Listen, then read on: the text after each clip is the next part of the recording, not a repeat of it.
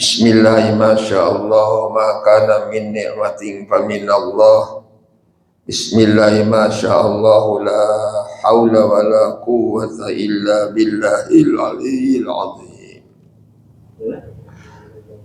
Para jamaah kaum muslimin wal muslimat rahimakumullah, mari kita awali kajian kita membaca dengan ungkapan basmalah. Bismillahirrahmanirrahim. Puji syukur kehadirat Allah Subhanahu wa Ta'ala yang telah memberikan nikmat kepada kita, khususnya nikmatul iman wal Islam, nikmat sehat wal afiat, sehingga di suasana bagaimanapun kajian kita dapat kita laksanakan. Saya berikan alternatif, liburkan ajalah dulu saya bilang, atau malam Senin gitu, pada maghrib atau pada isya. Kang Iwan jamnya dah malam Senin aja dah, dikira mau diliburkan gitu. Ternyata semangat tetap kita. Jadi kegiatan yang tahunan di lingkungan dilaksanakan memang Ahad tadi bukannya di sini aja, itu kaitan dengan di Puspitek itu besar-besaran itu. Satu kompleks di BPA itu. Dengan door prize-nya yang lumayan. Ya kalau sudah cerita banyak door prize itu, apalagi emak-emak gitu, paling semangat sekali itu. Kalau di kampung saya, desa saya sudah 2 kegiatan dalam rangka Muharram. Kemarin Sabtu pagi pengajian keliling Majelis Taklim Al-Munir yang 5 kecamatan itu. Pas dititipkan bulan Muharram di desa Cihuni. Dan tempatnya pun bukan di masjid, sekali-kali di kantor desa, di halamannya, bikin tenda yang besar. Kemudian tadi malam parade marhaba, karena di kampung itu Kang marhaba itu jalan terus itu, karena tiap malam Jumat itu minimal 2 sebulan sekali atau 2 Jumat sekali ada tuh di malam Jumat, selain yasinan dan tahlil marhaba. Jadi diparadekan, bukan lomba, hanya parade. Mana yang bagus gitu kan. Ada juga penilaian secara tidak langsung. Dan biasanya ada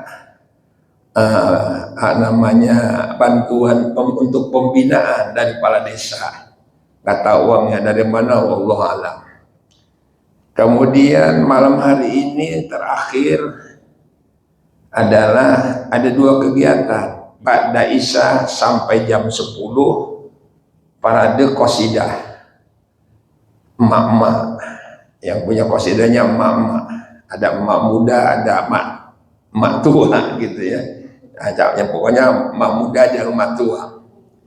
Kemudian jam 10 direncanakan, mudah-mudahan tepat waktu, Kipudoli yang berikan tausiahnya. Saya dibisik memang oleh kepala desa. Sebelum tausiah kan ada sambutan dari tokoh masyarakat. Tolong, kata saya, bilang saya mungkin nggak keburu. Takut nggak keburu, langsung sajalah. Cukup kepala desa saja, saya bilang. Ini alhamdulillah bermacam-macam kegiatan yang menghabiskan dana lumayan itu. Tapi masyarakat dana yang berapapun tidak tahu. Dan kepala desa memang tidak mau ngasih tahu. Sebab beliau secara pribadi juga termasuk tinggalan orang tuanya lumayan. Kekayaannya lumayan.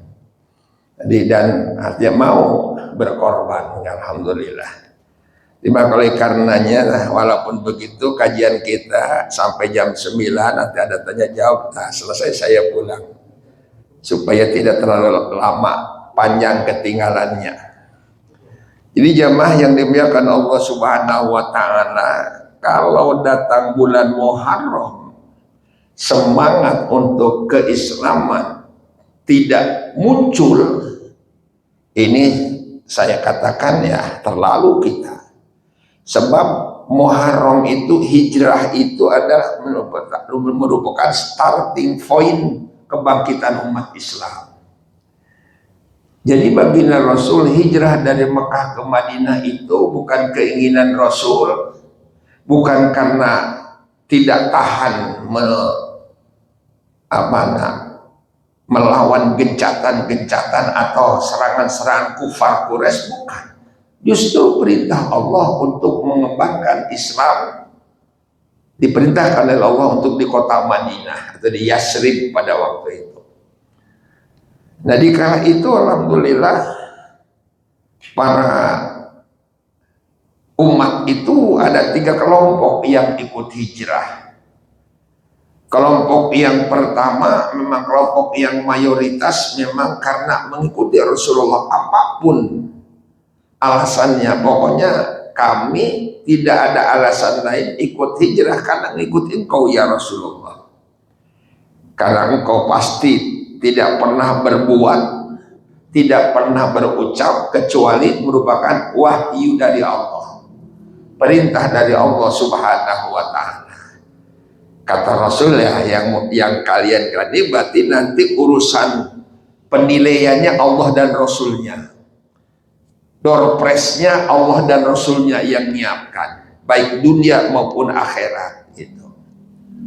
Kemudian ada kelompok sebagian kecil, dia bisnis nampaknya, kesempatan Rasul ke Yasrib, ke daerah baru, saya mau dagang, nah gitu, dan mudahan bersama Rasul ini daganganku laris. Kelompok yang terakhir yang kecil sekali ada di antara 1 orang anak muda, dia ikut hijrah karena dia punya pacar, pacarnya hijrah bersama Nabi. Makanya muncul ungkapan Rasulullah, paman kana hijratu lidunya yusibuha awim ro'atin yang kewa hijratu ma hajara ilaih.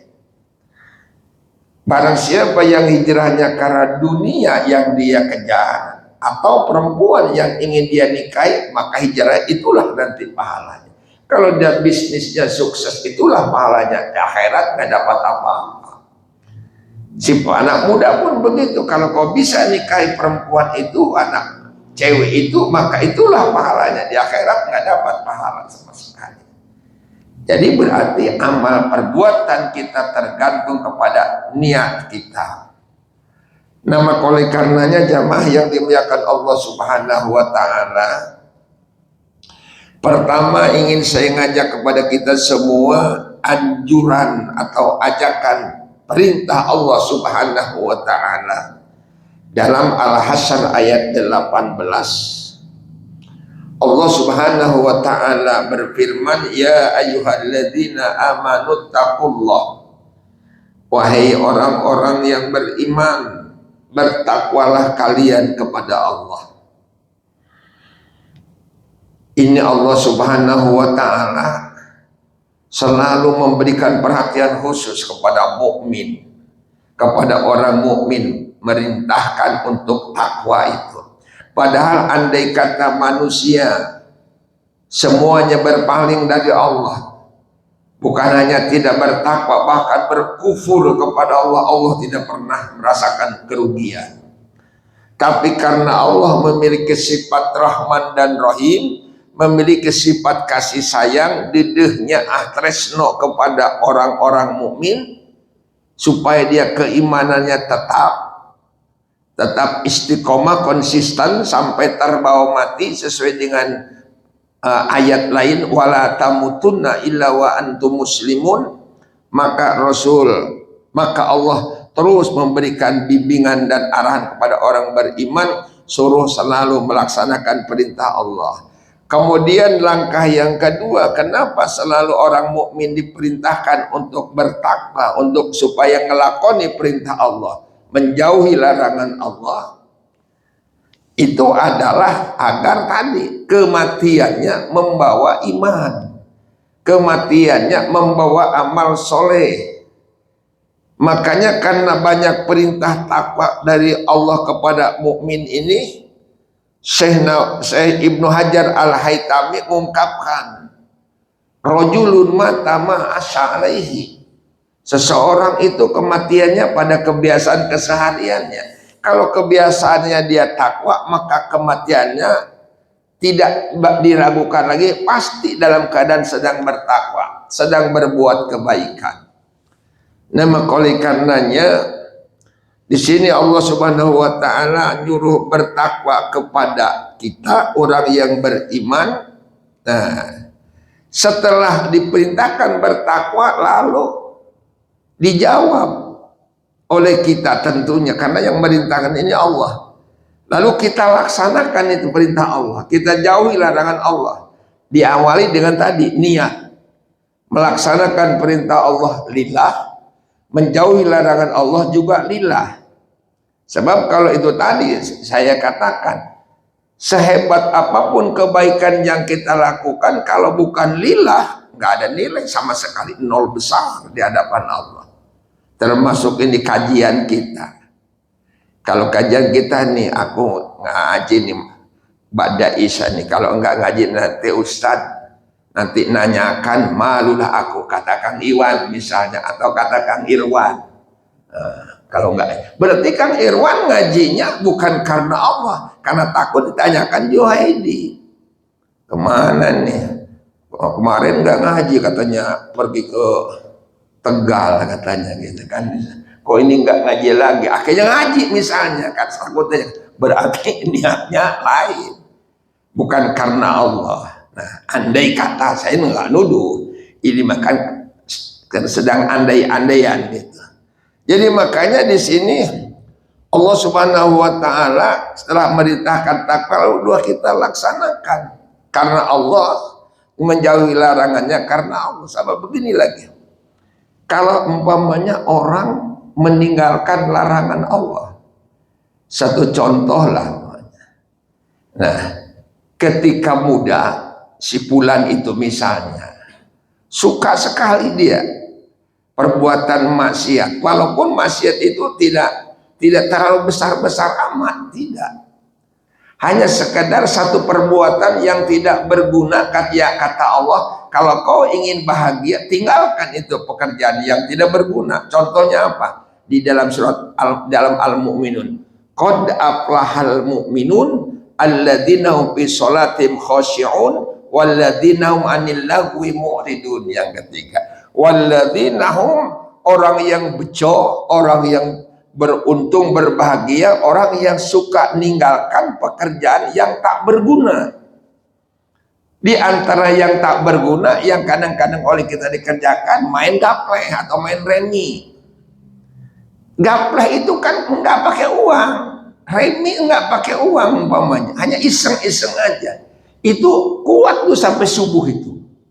Keplek, asal kalah ngocok, asal kalah dicontreng mukanya dengan areng misalnya, lucu-lucuan aja sampai subuh kuat itu. Kalau orang yang mukmin yang akan dapat kebahagiaan harus itu tinggalkan. Lalu, nah, si Fulan itu misalnya ninggalkan perbuatan itu. Kenapa dia tinggalkan? Nah, dia meninggalkannya sesuai dengan larangan, dan kata Allah tinggalkan perbuatan yang tak berguna, lalu dia tinggalkan. Ditanya oleh orang misalnya, kenapa kau dulu kau suka main gapleh, main remi kau, bahkan ujung-ujungnya kau juga kadang-kadang ikut pasangan juga ujung-ujungnya, kenapa sekarang kau berhenti? Lalu dia jawab, kalau aku masih main gapleh sudah umur sekian, apa kata dunia gitu. Berarti si Fulan tadi berhenti main gapleh, berhentinya apa, main remi atau judi katakanlah, berhentinya bukan karena merasa dilarang oleh Allah, karena dia berhentinya karena khawatir dikatakan orang.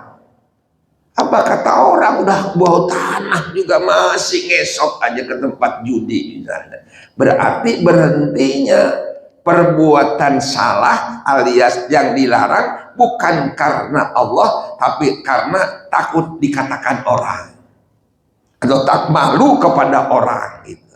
Satu itu contohnya, itu tidak bernilai, tidak dapat pahala ninggalkannya, karena tadi ninggalkannya bukan lillah, bukan karena Allah. Ada juga perbuatan dalam Islam tidak berbuat, tapi dia hanya membanggakan perbuatan maksiat yang dulu.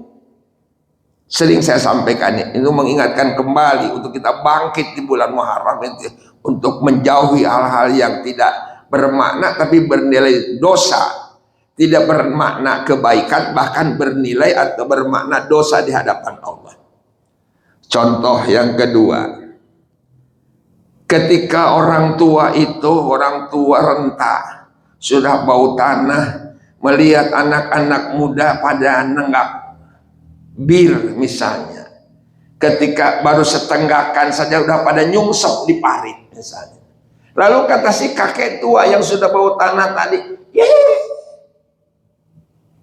anak-anak muda sekarang cemen, baru saja satu seroki aja belum habis, sudah nyungsep. Gua mah dulu, gua mah dulu satu peti gua hadap, habiskan sekali tanggak satu botol, kagak apa-apa, cemen bener lu.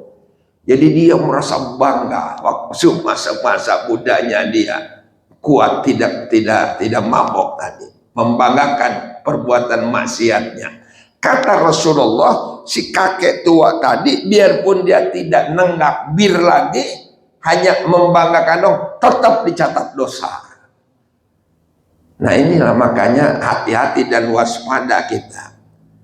Koreksi oleh kita 1 tahun yang sudah kita lewati. 1446 sudah kita lewati, sekarang sudah hari yang keempat, 1447. Janganlah sampai kita mengungkap-ungkapkan perbuatan salah yang sudah lewat dan merasa bangga, jangan. Itu karena walaupun tidak ngelakoni, dianggap berarti tetap berbuat dosa. Jadi jamaah yang dimuliakan Allah Subhanahu wa taala, kembali setelah kita jawab tadi, melaksanakan perintah Allah sudah, menjauhi larangan Allah sudah, kedua-duanya lillah. Lalu Allah perintahkan lagi kita. Apa perintah Allah kepada kita dalam ayat yang kedua? Kata Allah, wal tangdur, dan hendaklah kamu sekalian, wal tangdur, dan hendaklah kamu, nafsun setiap pribadi kamu, memperhatikan ma qaddamat, apa yang telah kamu lakukan. Nah, ini ada perintah memperhatikan, meninjau kembali, mengevaluasi, mengadakan muhasabah perbuatan yang sudah kita lakukan. Tapi kalau yang dilakukan tadi maksiat, jangan untuk bangga. Maksudnya Allah turun menengok kembali 1 tahun yang lewat, 1 bulan yang lewat, 1 pekan yang lewat, 1 hari yang lewat. Misal Allah merintahkan adakan koreksi itu, bukan untuk bangga-banggaan. Tujuan Allah adakan koreksi itu atau mengingat kembali perbuatan yang sudah kita lewati tadi, maqaddamat liqad. Adakah kira-kira pahalanya itu yang kita lakukan liqadin untuk hari besok? Loh, Kang Irwan nggak paham tuh besok. Kalau yang apalagi yang Sumatera Barat, besok dengan besok beda. Diterjemahkan oleh para ulama, God di sini ada bukan besok hari ini Ahad besok Senin, bukan. Besok di sini adalah hari kiamat, hari akhirat.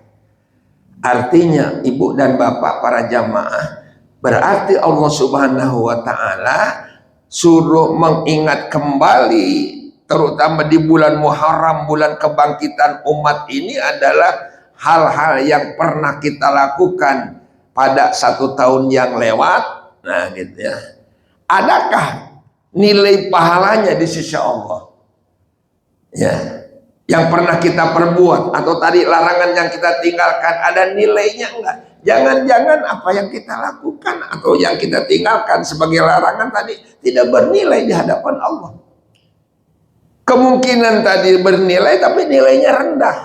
Makanya bisa kemungkinan 2. Kemungkinan pertama adalah kalau 0 besar tidak bernilai, berarti niatnya jelas salah. Sebab innamal a'malu binniyat. Jadi itu. Jadi kalau 0 sama sekali berarti ini niat. Juhaidi datang jauh-jauh. Niatnya karena ingin dapatkan pujian dari jamaah. Hebatnya Ustaz. Padahal dia baru saja sembuh dari sakit beberapa hari yang lalu. Sudah luar biasa. Ya. Artinya pengajian digeser karena waktu, kalau ada waktu berangkat ya. Jadi saya punya hati ingin pujian, nol, nol. Pak Ketua, Juhaidi nol, nggak dapat apa-apa. Tidak menutup kemungkinan para ustadz, para kiai tidak terasa oleh dia niatnya, bukan di mulut, di hati kecil saja. Atau barangkali niatnya apa? Fasilitas yang didapatkan. Kan ada riwayat. Riwayatnya begini, dia ceramah 2 tempat. Nah, kan kalau para ustadz yang sudah beken akan bukan 2 itu, kadang-kadang 1 malam bisa 3.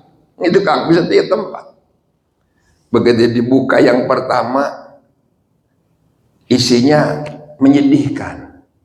Dia mengkerut, dia kelihatannya agak nyesel gitu, agak nggak suka lah gitu kan. Aku sampai sekian jam gini mana jauh gini. Berarti dia ada lain tuh.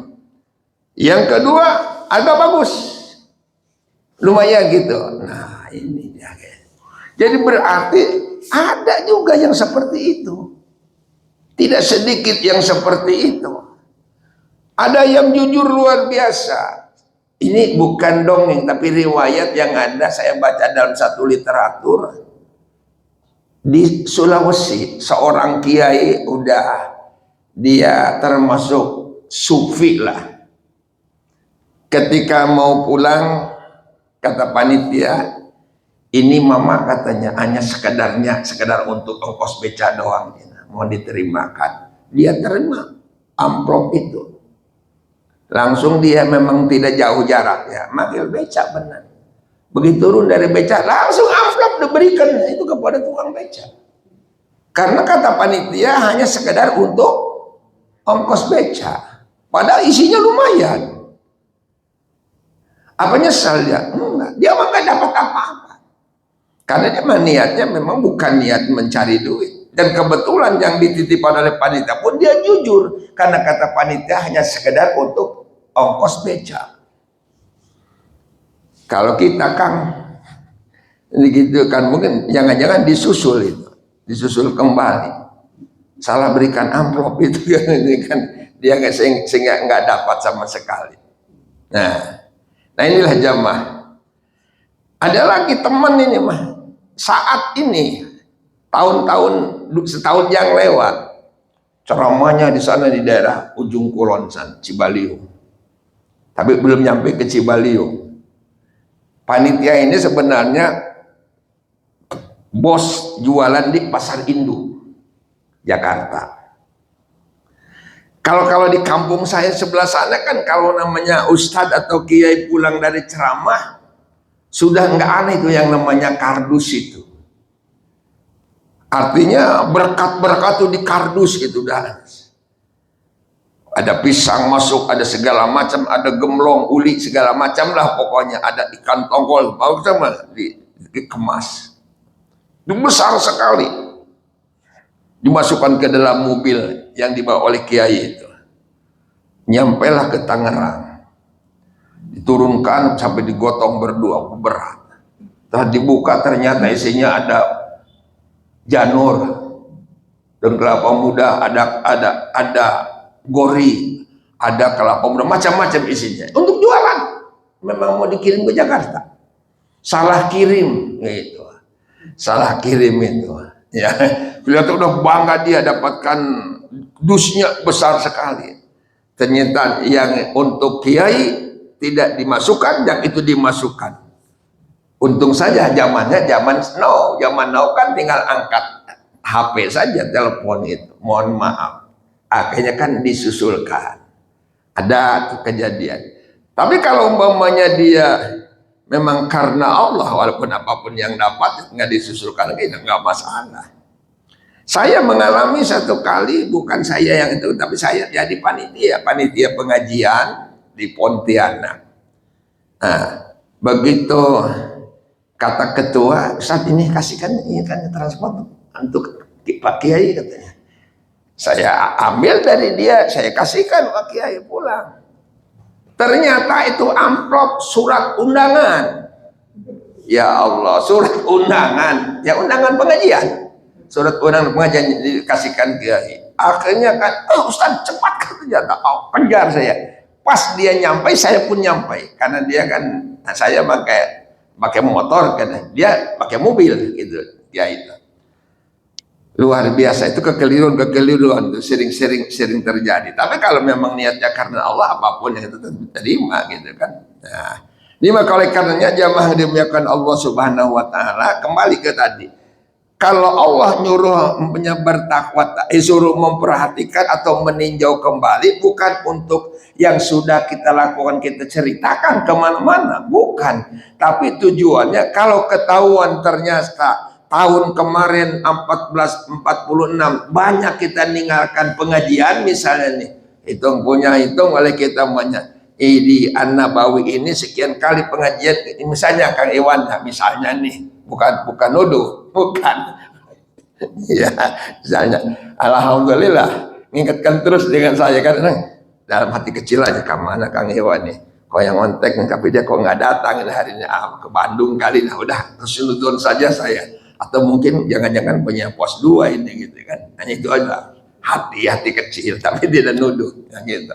Ternyata kita merasa diri bahwa setahun yang sudah lewat banyak kita alfanya, banyak absennya kita dalam pengajian misalnya, ketimbang hadirnya misal. Berarti kalau sudah kita koreksi ternyata banyak kurangnya, berarti kita siap tahun 47 ini untuk menyempurnakan kekurangan di tahun 46. Sebab ganti tahun ini berarti kontrak umur kita makin berkurang.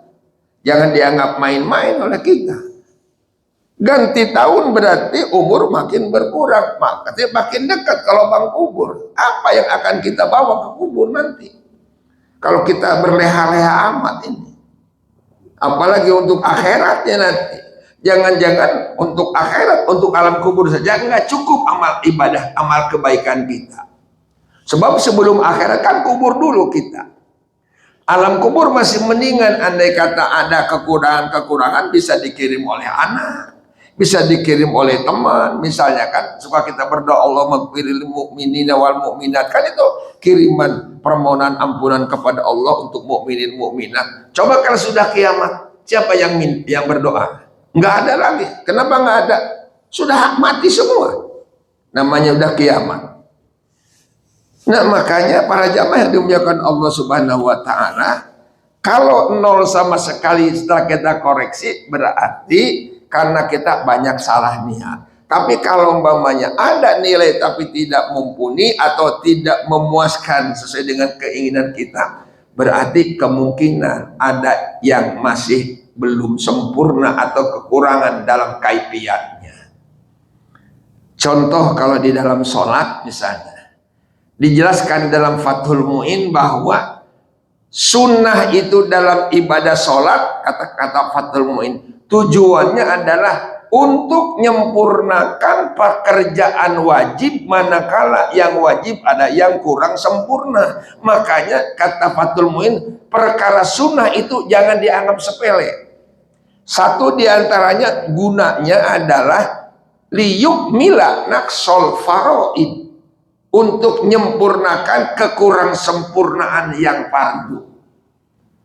Contohnya misalnya ketika kita sholat kan takbiratul ihram. Kalau takbiratul ihram itu wajib. Tapi kalau iftitah kan sunnah.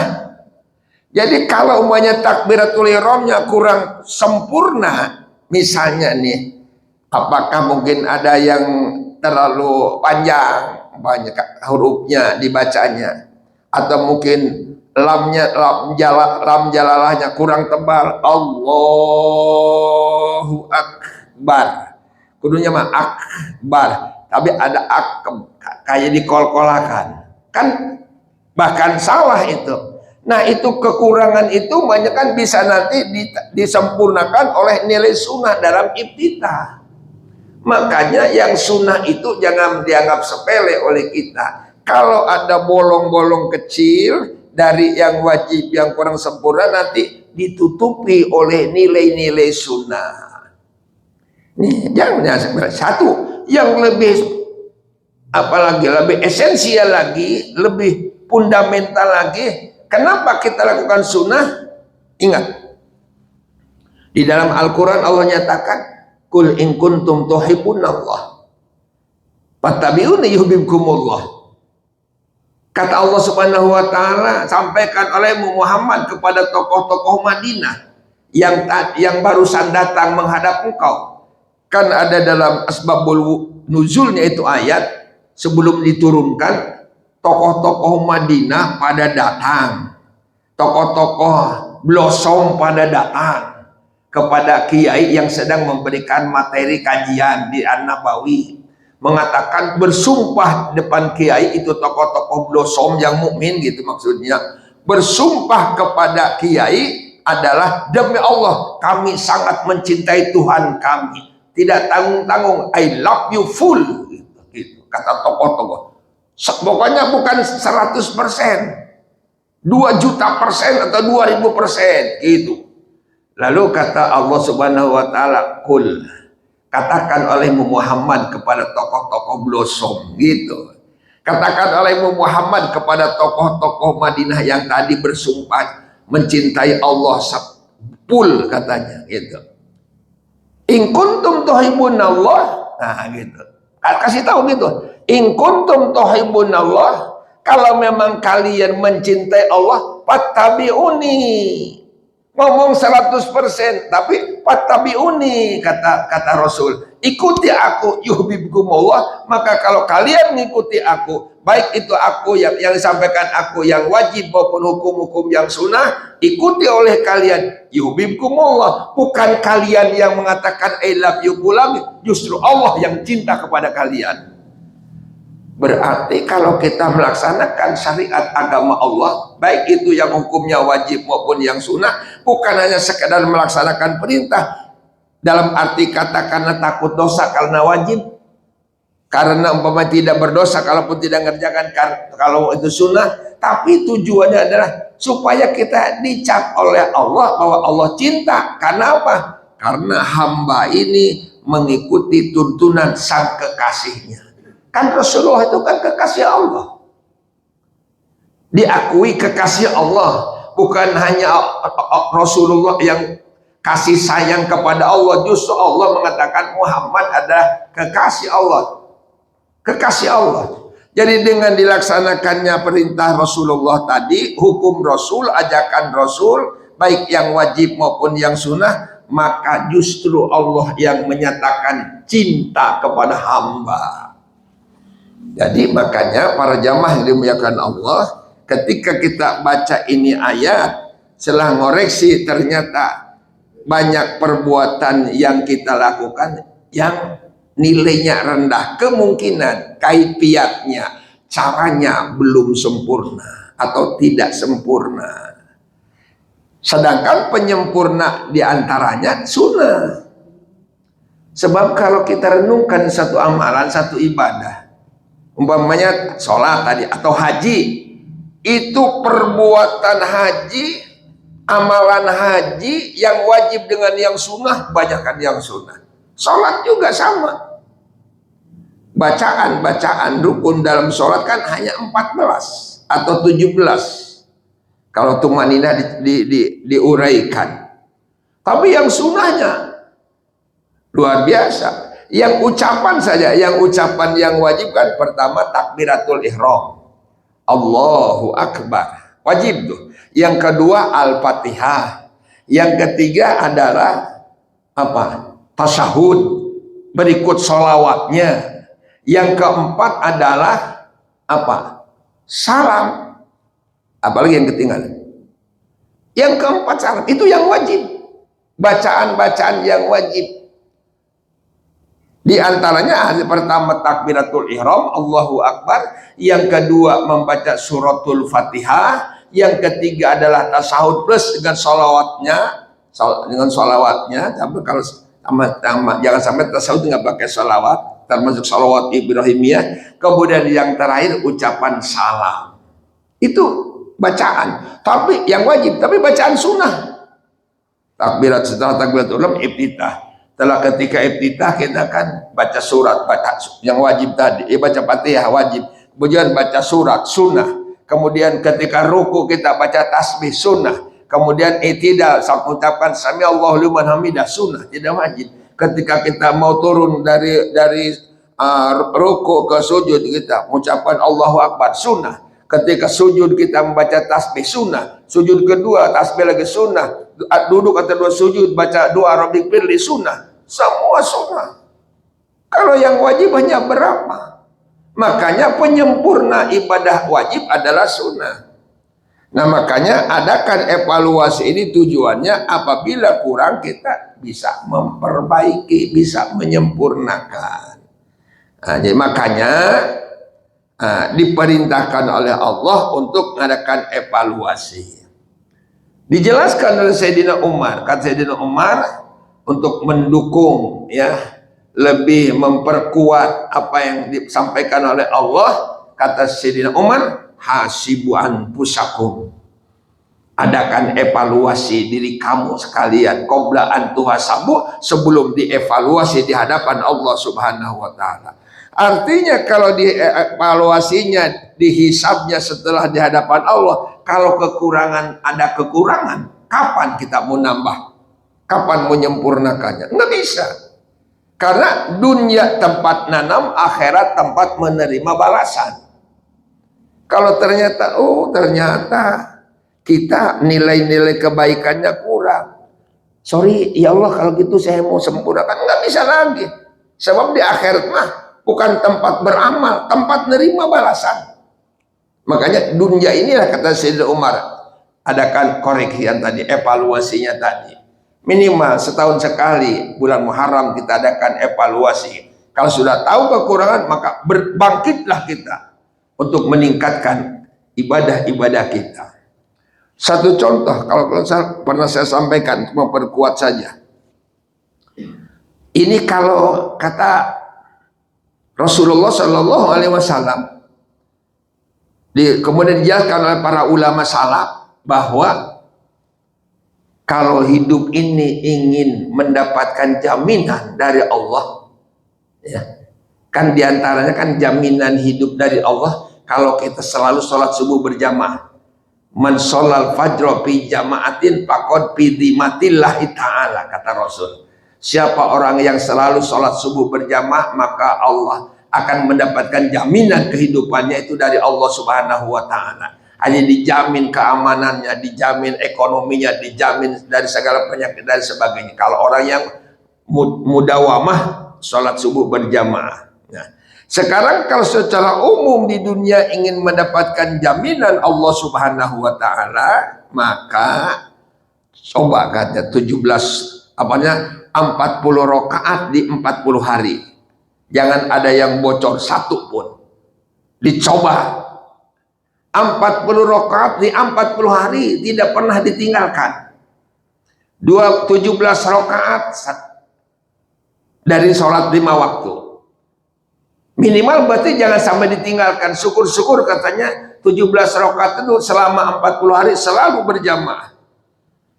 Kalau bercerita meninggalkannya, kalau kita yang seperti ini mah insya Allah nggak pernah ninggalkan. Jangankan 40 hari, insya Allah selama-lamanya pun kita tidak pernah ninggalkan misalnya. Tapi kan tidak sedikit pula kadang-kadang orang gara-gara hanya jalan sebentar aja, lalu kita agak repot sebab nggak sholat, kadang-kadang kan ada. Makanya penekanannya minimal tidak pernah ninggalkan. Dan yang kedua lebih kuat lagi, selain melakukan sholat tiap hari itu 17 rakaat adalah dengan berjamaah, lebih afdol lagi. Nah, ini kalau kita merenung, insya Allah yang 17 mah kita insya Allah walaupun tidak selalu berjamaah, minimal tidak pernah ninggalkan. Sebab tidak sedikit orang kadang-kadang ya itu tadi sempat juga meninggalkan sholat, bukan tidak ingat, bukan tidak itu hanya sekedar karena malas saja, karena kesibukan saja gitu kan. 17 tuh. Kemudian tambah 12 rakaat. Makin berat nih, 12 rakaat. Yang kata Ummu Habibah, Sami itu Rasulullah sallallahu alaihi wasallam yaqulu, kata Ummu Habibah radhiyallahu anha, dari Ummu Habibah, sami itu Rasulullah, aku telah mendengar Rasulullah yaqulu, bersabda, man sholat isnata asyara rakaatan, siapa orang yang mengerjakan sholat sunnah 12 rakaat fi yaumin wa lailatin, dalam sehari semalamnya 12 rakaat dia tidak pernah tinggalkan. Sholat rawatib muakkad 12 rakaat nggak pernah dia tinggalkan. Bunia lahu baitan fil jannah, didirikan untuknya rumah nanti di surga. Makanya kata Rasul tadi, jangan tinggalkan tuh yang 12 rakaat. Mana itu yang 12 rakaat? Mudah-mudahan dari Muharram ini kita bangkit. 4 rakaat sebelum zuhur. Boleh Kang Sohli tanya, berapa kali dalam 1 tahun kemarin tuh qobliyah zuhur 4 rakaat? Kebanyakan kita berapa? Paling 2 rakaat. Padahal kata Nabi 4 rakaat sekali salam. Atau boleh juga 2 kali salam, tapi afdolnya sesuai dengan sabda Nabi, kata Nabi, sholatul lail masna masna, sholat sunnah yang dikerjakan malam hari 2 rakaat 2 rakaat. Lalu mafhum mukhalafah, hukum sebaliknya, kalau sholat sunnah yang dikerjakan malam sunnahnya 2 rakaat salam, berarti sebaliknya kalau sholat sunnah yang siang hari 4 sekaligus sekali salam. Sebelum duhur 4 rakaat, habis duhur 2 rakaat, nah 6 tuh. Di duhur saja udah 6. Padahal waktunya yang longgar, tapi kadang-kadang sedang sibuknya luar biasa. 2 rakaat paling banter kita. Nah sekarang mudah-mudahan 4 rakaat. Nah itu udah 6 dengan ba'diyahnya tadi. Kemudian dari zuhur ke asar nggak ada tuh. Yang kategori muakkad, nggak, asar nggak ada.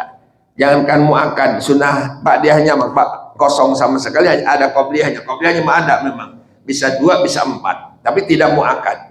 Tidak termasuk kartu atau tidak masuk tiket untuk mendapatkan rumah di surga. Berarti baru berapa? Baru 6. Di asar nggak ada. Masuk ke maghrib, di maghrib ada 2. Boleh kita merenungkan. Kadang-kadang orang qobliyah maghrib mah dia lakukan, ba'diyah nggak dilakukan. Padahal yang dimaksud oleh Nabi tadi 12, diantaranya ba'diyah maghrib 2 rakaat. Kadang-kadang selesai sholat udah ciran, ya udah. Apalagi zikir-zikir enggak, ba'diyah enggak. Padahal ba'diyah 2 rakaat termasuk kategori hadis yang 12 rakaat kalau dikerjakan akan dapatkan bonus rumah di surga. Baru berapa tuh? 8. Ya kan? Baru 8 atau 10, udah 10. 8 ya, maghrib 8. Kemudian 10 ya, betul 10. Kemudian Isya qobliyahnya enggak termasuk bonus dapat rumah di surga. Yang muakkadnya itu adalah ba'diyah Isya. Enggak sedikit jamaah kita dalam berjamaah qobliyah Isya mah dia dilakukan. Ba'diyah Isya begitu salam habis sholat Isya langsung pulang. Enggak kerjakan. Padahal justru yang lebih tinggi nilainya 2 rakaat ba'diyahnya, itu yang termasuk muakkadah. 10 terakhir 2 rakaatnya adalah qobliyah subuh. Nah, qobliyah subuh itu 2 rakaat. Bahkan kalau qobliyah subuh ditentukan suratnya, bisa saja suratnya kuliah dengan kulu, atau bisa saja 2 rakaat tadi suratnya alam nasrah dengan alam taroh, atau bisa saja rakaat pertama alam nasrah ditambah kuliah, rakaat kedua alam taroh ditambah kulu, supaya lebih panjang bercumbu rayunya dengan Allah. Bila 12 rakaat dimudawamahkan, maka maka Allah akan jamin kehidupannya. Allah akan menjadi security-nya dalam kehidupan hamba yang selalu itu tadi. Udah berapa tuh? 29 rakaat. Berarti kalau 40 tinggal 11 rakaat lagi. Makin berat 11 ini. Iya Kang ya, 11 makin berat. Yang 12 berat, 11 ini makin berat. Tahajud 8, witir 3. Kaitan ini dua sholat ini kan selalu beriringan gitu kan. Walaupun tidak mesti. Kata Nabi, kalau orang sudah biasa bangun malam, maka sunnahnya witir itu setelah tahajud. Bahasa kampungnya, kalau yang sudah biasa bangun malam, witir itu jadi penutup. Itu. Witir jadi penutup. Kalau sudah biasa. Tapi kalau belum biasa, lebih baik sore saya. Kayak Abu Bakar. Abu Bakar itu kalau witir itu biasa sore. Ditanya oleh Rasul, Abu Bakar dan Utsman, kenapa antum berdua kalau witir sore? Begini ya Rasul, saya bukan menyepelekan yang pernah engkau katakan. Akhirilah sholat tahajudmu dengan sholat witir. Bukan menyepelekan itu. Hanya saya punya kekhawatiran. Kalau saya enggak witir sore-sore, punya kekhawatiran tengah malam enggak bangun. Kalau tengah malam enggak bangun, berarti dua saya tinggalkan. Tahajud tidak, witir pun tidak. Makanya kami dengan Utsman sepakat, witir itu habis isya langsung ba'da isya langsung witir. Andai kata malam itu tidak bangun, satu dan lain hal, ruginya hanya satu. Apa ruginya? Kalau witir sekarang di sore hari, ruginya enggak tahajud, tidak dua ruginya katanya. Nabi menyebutkan luar biasa kalian kehati-hatiannya. Kalau Umar dan Ali memang sepakat mereka, pokoknya habis tahajud witir. Kan kalau tahajud kan berarti tengah malam, ya kan 2/3 malam, bukan sore-sore. Walaupun ada yang mengatakan tahajud bisa saja habis sholat isya tahajud, boleh. Artinya tidak mesti, kan tahajud kan sholat malam. Yang penting setelah sholat isya itu tahajud masih dibolehkan. Tapi afdolnya tahajud adalah 2/3 malam, sudah mendekati subuh. Nah, gitu. Jadi sampai begitu tuh kaitan yang 12 rakaat tadi. Jadi witirnya itu kata Rasulullah silakan 2 pilihan, enggak ada 3 pilihan. Kan banyaknya kita kan pilihan ketiga. Ngikut Umar dengan Ali enggak, ngikut Abu Bakar Utsman pun enggak. Artinya sore-sore witir enggak, malam pun enggak. Nah ini jamaah rahimakumullah. Jadi itu berarti 40 rakaat selama 40 hari, jangan ada yang bocor satupun, jangan ada yang absen satupun. Dijamin kehidupannya kata Rasulullah oleh Allah Subhanahu wa taala. Ketenangan hidupnya, ya, kebahagiaan hidup rumah tangganya dan lain sebagainya. Nah inilah mudah-mudahan Muharram kali ini membangkitkan kembali semangat kita untuk meningkatkan amal ibadah kita.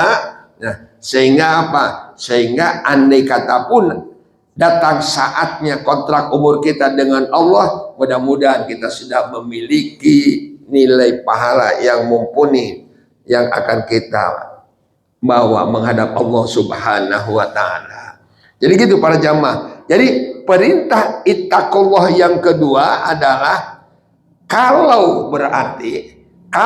umpamanya setelah dikoreksi ternyata ada kekurangan, maka berarti tahun 47 ini untuk menyempurnakan. Makanya Sayyidina Ali ikut berkomentar, ikut komen Sayyidina Ali. Kata Sayyidina Ali, man kana yaumuhu misla amsi fahuwa khosirun. Siapa orang yang hari ini sama dengan kemarin, artinya tahun ini sama dengan tahun kemarin, 47 semangatnya dalam peningkatan atau dalam pengamalan dan peningkatan amal ibadah sama dengan tahun 46, rugi, kata Sayyidina Ali. Kalau jalan di tempat tidak ada perubahan, harusnya ada hijrah. Karena Nabi pun hijrah itu tujuannya tadi untuk membangkitkan semangat keislaman di Madinah atau di Yasrib pada waktu itu. Nah, gitu. Jadi makanya kita pun harus ada betul-betul peningkatan. Makanya di surat lain Allah Subhanahu wa taala menyatakan orang yang ingin mendapatkan rahmat Allah, satu diantaranya adakan hijrah. Kata Abu Dar, hijrah apa ya Rasul? Yang dimaksud hijrah dalam hati itu adalah antahjura minas su'i, engkau pindah dari kejelekan kepada kebaikan.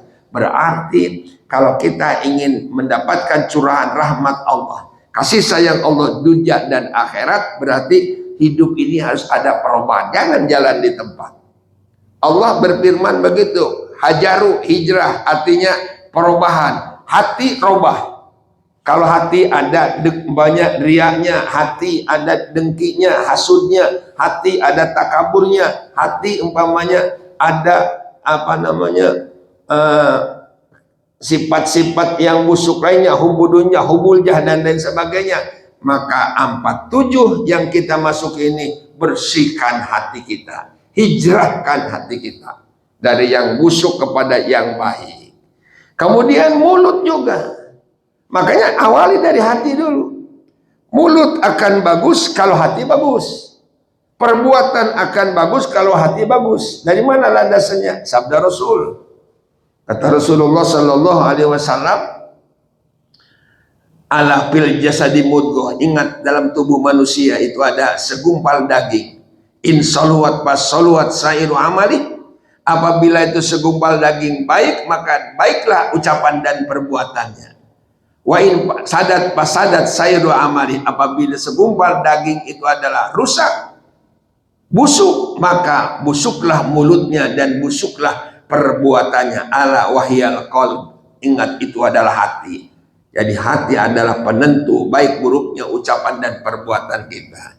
Makanya mudah-mudahanlah di Muharram tahun ini 1447 kita mampu menghijrahkan hati kita dari busuk kepada hati yang baik, ya. Sehingga muncullah ucapan-ucapan yang baik. Kalau ada orang yang hatinya busuk, ucapannya baik, berarti punya titel baru dia. Munafik itu namanya.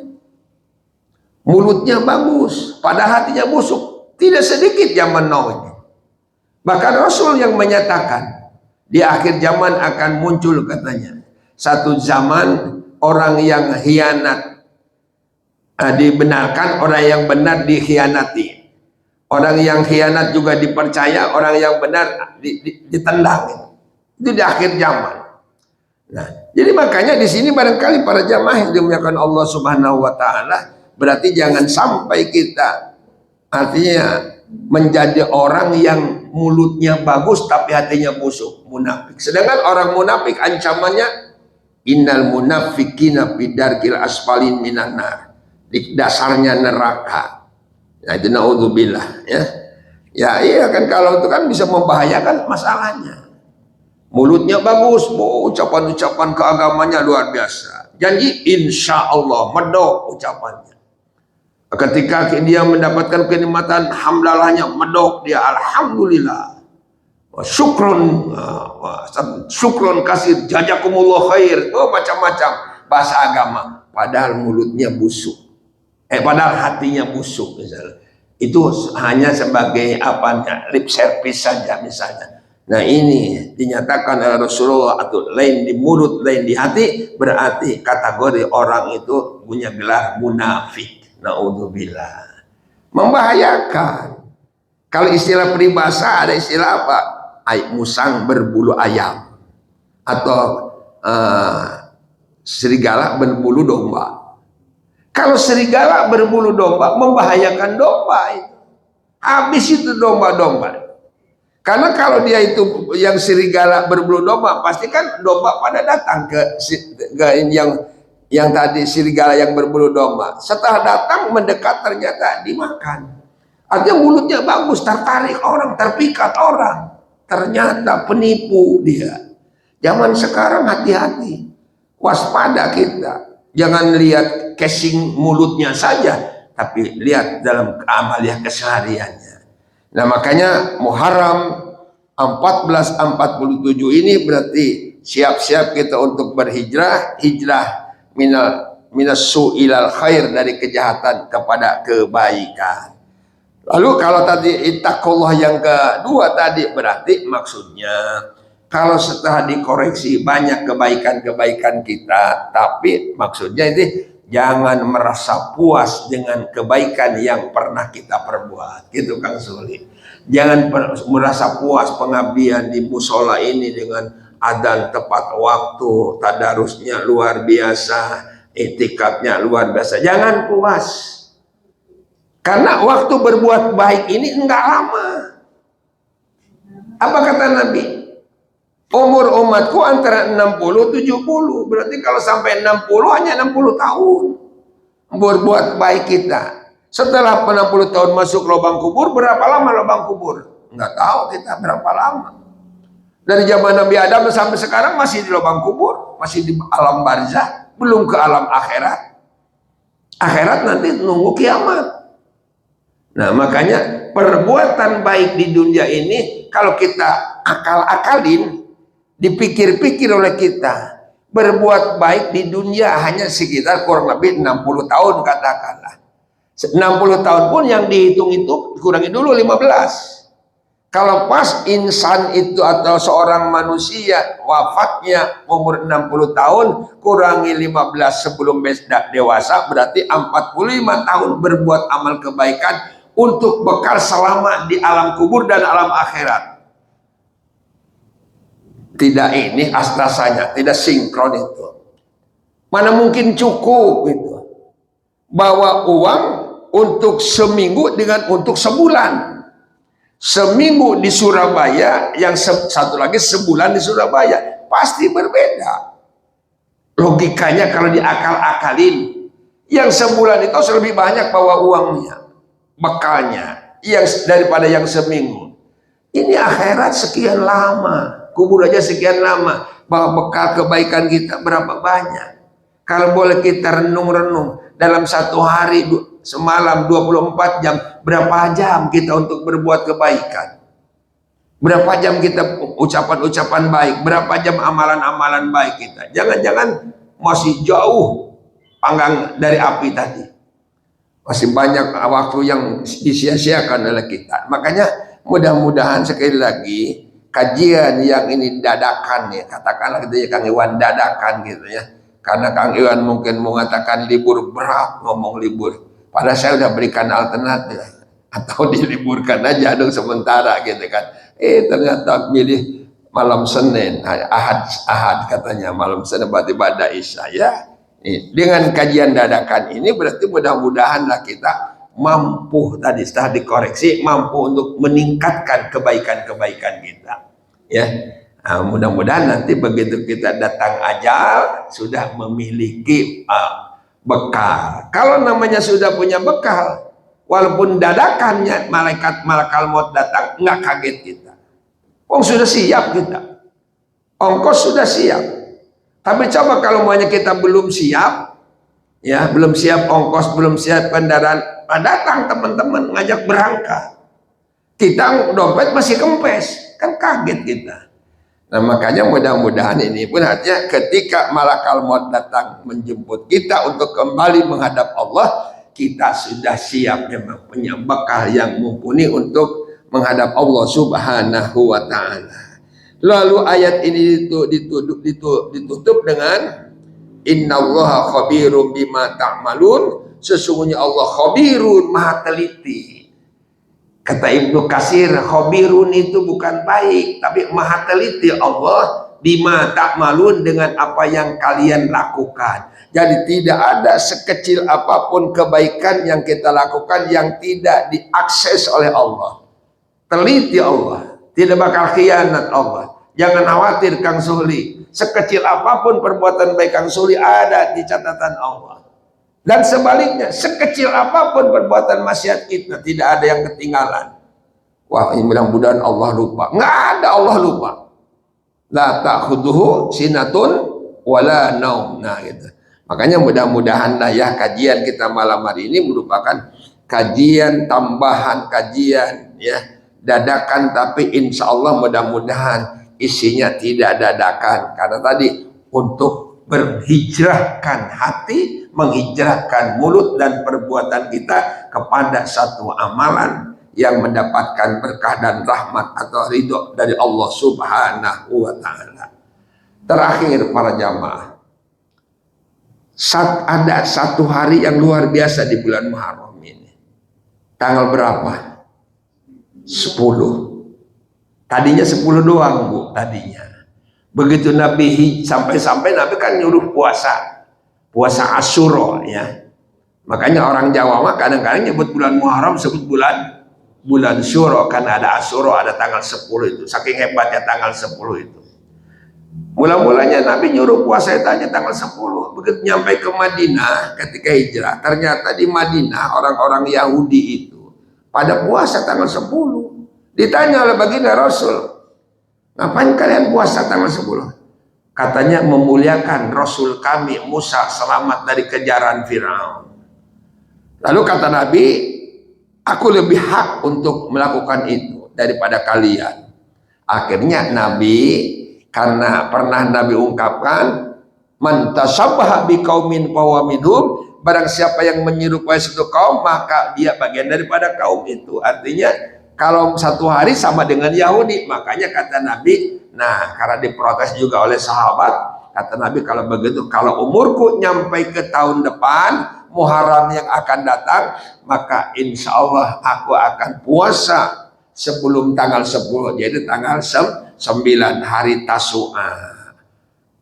Nasibnya takdir Allah menentukan lain. Itu ngomong di bulan Muharram, Sofar Maulid, pas 12 Maulid Rasulullah wafat. Berarti tidak melakukan. Menurut ilmu usul fikih, walaupun Rasul tidak melakukan karena sudah mengikrarkan, maka tetap sunnah puasa tanggal 9 tetap ada.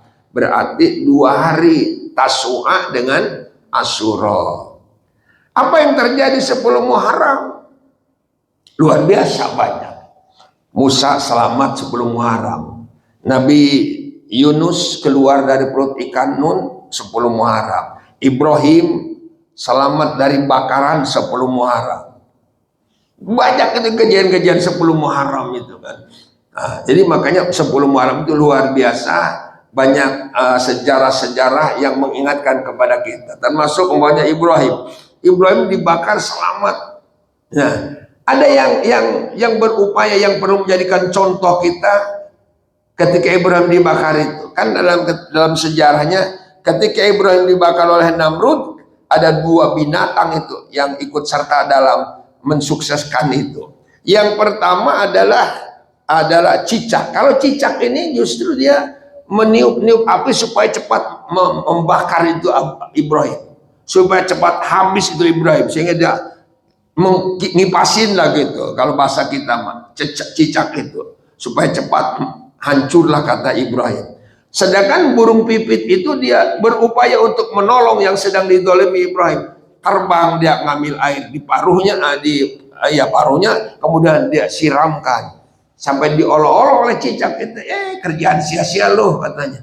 Masa api segitu besar mau dipadamkan dengan air yang lu bawa dari paruh lu itu, kata cicak. Tapi kata burung pipit, tidak masalah. Yang penting saya sudah berikhtiar, berusaha menolong orang yang didolimi oleh orang-orang yang dolim katanya. Masalah sina saya tawakal kepada Allah Subhanahu wa Ta'ala. Ini dua-duanya jadi ibrah kita, pelajaran bagi kita.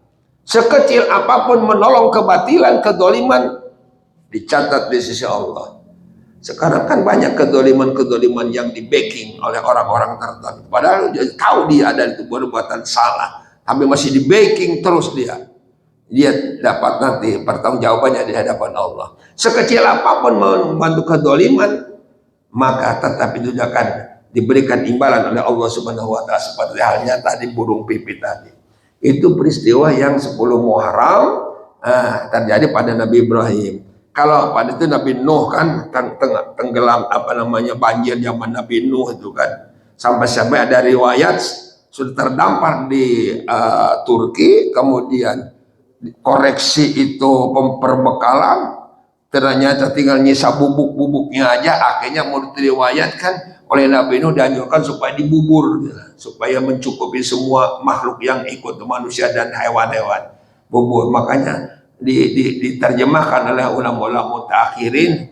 Nah, kalau barang sedikit dibubur itu artinya itu dianjurkan. Makanya bulan Muharram suka ada bubur suro gitu kan, yang 7 macam itu tuh. Ya, ada yang mengatakan memang itu bid'ah, ada yang mengatakannya syariat, itu juga sama saja boleh dilakukan gitu kan.